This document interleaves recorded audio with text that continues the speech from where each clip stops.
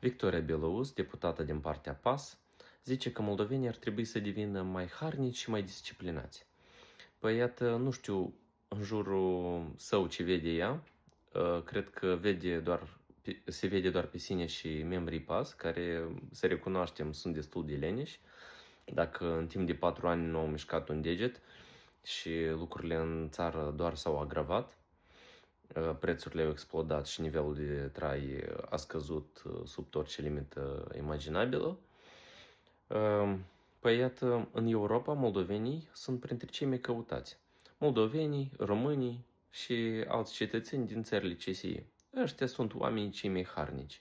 Așa că noi avem de dat lecții la multe state europene despre ce înseamnă hărnicia și disciplina și nu invers. Iar dumneiei să aibă grijă de partidul său, că acolo sunt restanțe serioase.